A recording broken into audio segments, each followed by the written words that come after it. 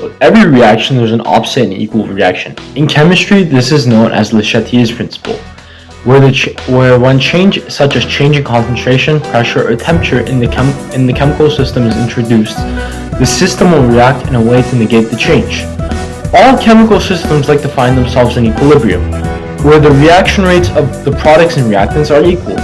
Today we'll be talking about a special type of equilibrium called a buffer, where a weak base or a weak acid partially dissociates to form a conjugate base or acid and hydrogen ions or hydroxide ions in solution.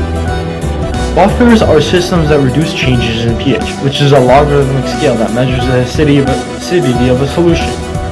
Buffers resist changes in pH by neutralizing acids or bases with their conjugate acids or bases, therefore not changing the pH in a meaningful way. These buffers have their limits, and speaking of buff things, so does our friend Jim Bro. Today we will discuss what happens to him when he decides to inject an acidic solution into his blood and how doctors save him. I am Jim Bro's girlfriend. I'm gonna break up with him because he has small biceps. What's this? She's breaking up with me because I have small biceps? I know what I have to do.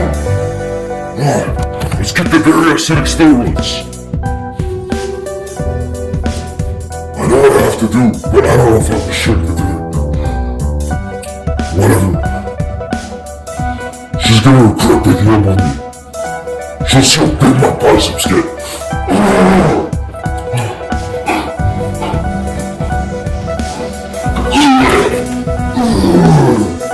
I don't feel so good. My heart's beating really fast. I guess you could say he didn't really get any buffer, because the one in his blood just broke.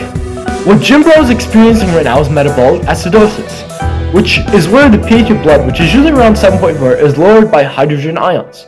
This can have some negative side effects, such as the reduced ability to carry oxygen in blood. This explains some of Jim Bro's symptoms as of now, as his body negatively responds to his condition. Let's talk about the buffer system in the blood. Carbon dioxide and water are present in blood. This reacts to form carbonic acid, which is a weak acid. This then partially dissociates into bicarbonate ions, which is a weak conjugate base, and hydrogen cations. As Jim Bro has injected himself with so much acid which dissociates into hydrogen ions into his blood, there's now a problem. Due to the change in concentration of hydrogen ions, all bicarbonate ions have now reacted with hydrogen ions to form a new state of equilibrium, where pH is now higher due to no more bicarbonate being able to neutralize the hydrogen ions into weak acid to keep the pH stable, as they're used up as the equilibrium shifted. Jim Bro is in trouble and needs medical attention quickly. Luckily, there's a doctor at the gym. Hey guys, I'm a doctor! Oh look, it's someone with metabolic acidosis! They're literally having a hard time breathing and they just injected themselves with some type of acid solution.